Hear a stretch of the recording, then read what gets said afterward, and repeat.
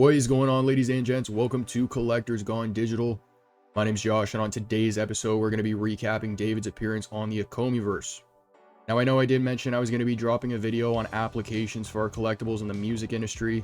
I am still putting that together. I just thought it would be a little bit more appropriate to drop these recap videos beforehand, but I will be dropping that video after. Now, in terms of David's little group interview, I broke it down into 15 different points. So with that being said, let's kick it off with the first one. So first question that David was asked was, what was the hardest part of starting VeVe?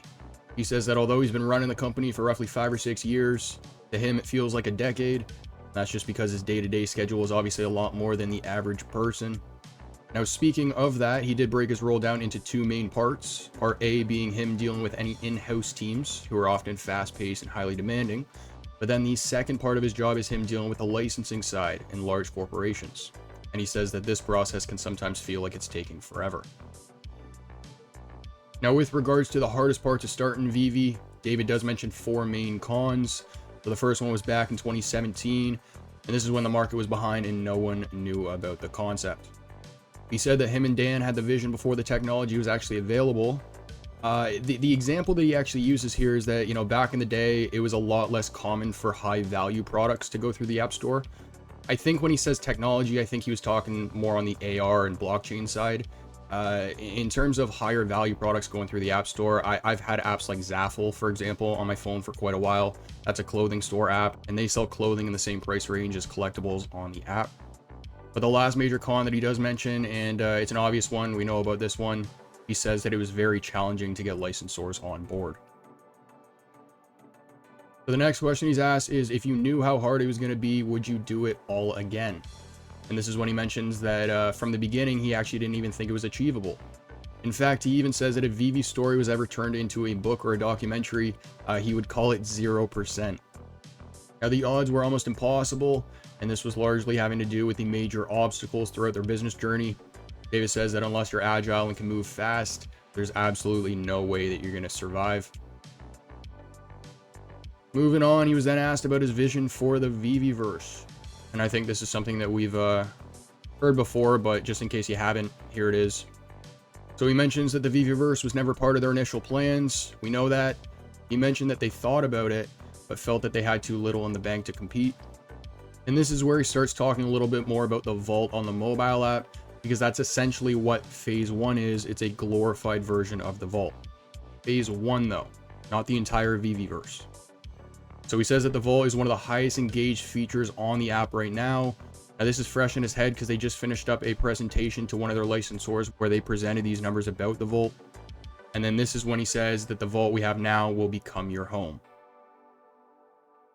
So speaking a little bit more on phase 1, they are releasing the VeVeVerse in segments, and they're doing this for a couple reasons.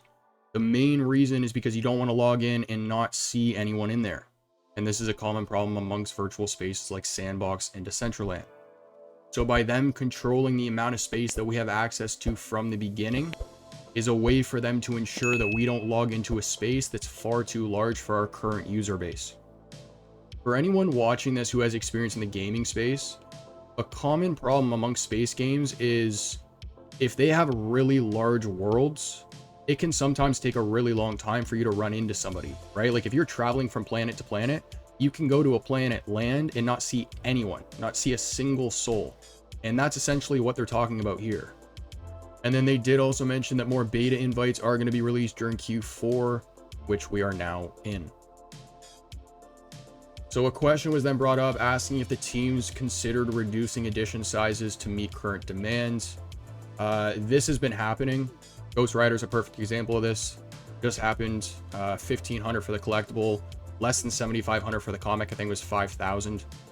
And in terms of the collectible, it's the only one in its set. I love what David had to say here, because I released a video way back when all that, stuff was happening in the community around the TIE Fighter. That video is fairly controversial, and the message of that video is exactly what David says right here. If you count the next 5 floor price edition goes, it does jump up to a new bracket of floor price, which is a lot higher. So because of that, we are not really Well, I guess we are being alerted, but we're not panicking, shall we say. It's not like you have a vast majority or 90% of that users are all dumping certain things because something else is happening. He says that if you look at many collectibles on the app, the floor price jumps after 5 or 6 listings. Because of this, they're not panicking, but also because you don't have a majority of the user base dumping the pieces. You don't have 90% of people who go for the drop dumping it in the secondary market for cheaper, right? You still have a majority of these pieces that are not only becoming more scarce in the secondary market, but people are holding on to them long term. And that was the big argument that I made back in that video. If you look at pieces like Elsa and Steamboat Willie, these are high valued pieces that have only gone down in value in the secondary market, but the number that have been listed continue to decline as well. The value is just a reflection of the overall market, as well as a couple other things, but we discussed it back in that video. David does mention that the prices people are willing to sell at sometimes does bother him. He said when people are willing to sell something lower than what they paid for it, this can indicate 2 things. Either they're overcommitted in some way, or they're raising funds to pay for other bills. And we do see this happening quite often on the app, where somebody will buy something at retail and then post it in the secondary market for cheaper. A little shout out to the European fans. Here's some news for you. The event south of France is locked in David and Dan's calendars, and they are currently working with licensors, sponsors, and artists on collabs that they can do at the event to cater to European fans. So similar to what they just did at New York Comic Con. There's not much more to say there, but I know the European fan base has been waiting for David and Dan eagerly to visit, and now they are going to be coming in January. Now, Lori asked David if VeVe has received any feedback from Funko, and they have. VeVe's gold drop is the only one sold out across Funko's entire gold line. David says that the company is very happy, and then he begins talking about the transition from physical to digital. So David's convinced that there's going to be a tipping point where physical toy manufacturers transition. He says that VeVe is not trying to kill the retail business, but provide a new medium to collect.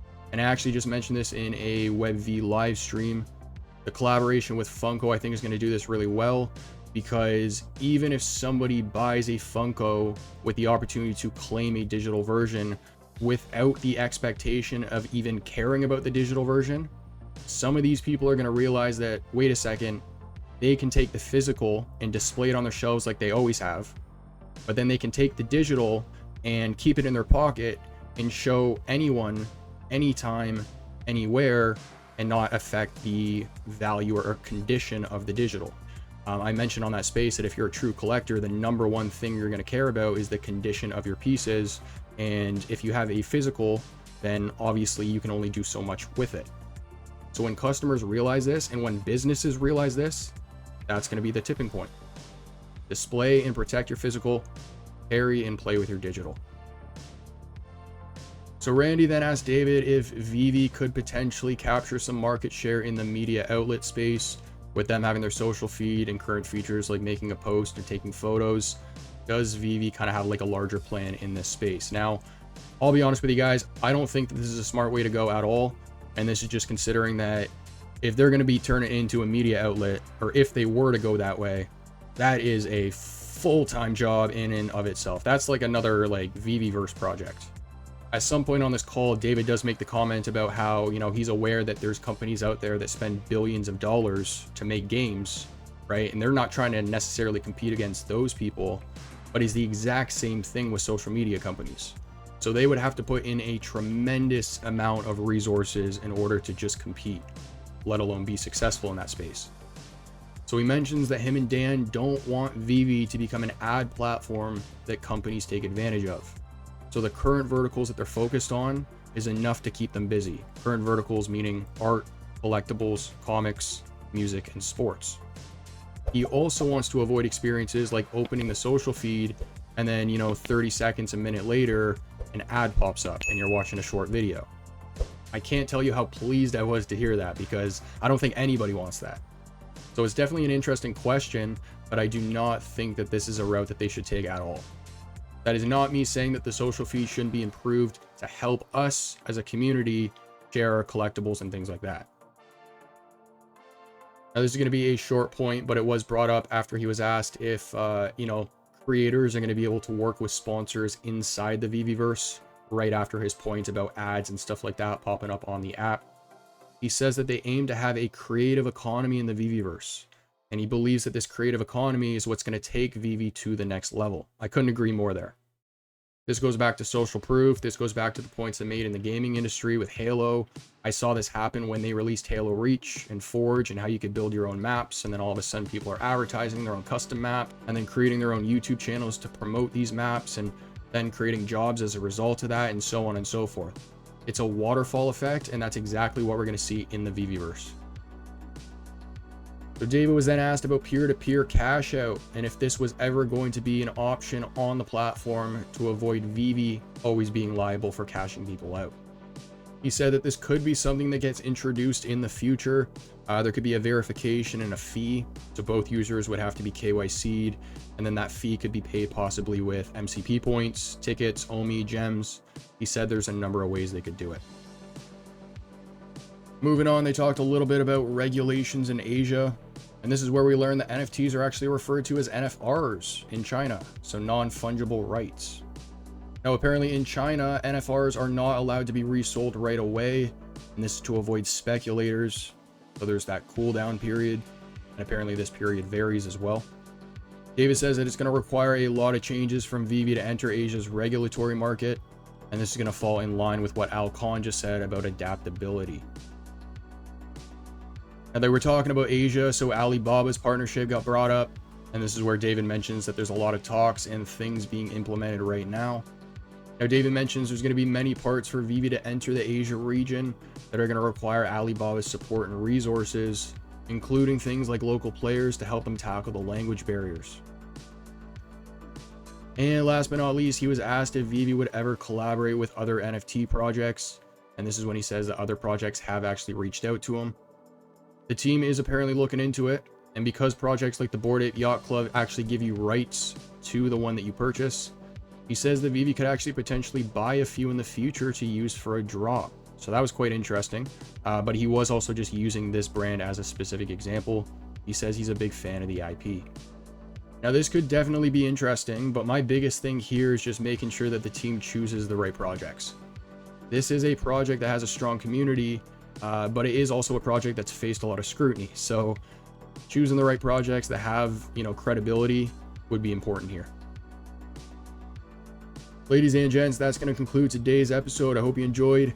Those are going to be 15 points from David's interview on the Ecomiverse. Now, watching the video actually reminded me that I got to reach out to David myself to schedule something. I did mention that we were going to be doing the interview on the channel. So if you guys have any questions you want me to ask them, drop them down below and I'll add them to the list.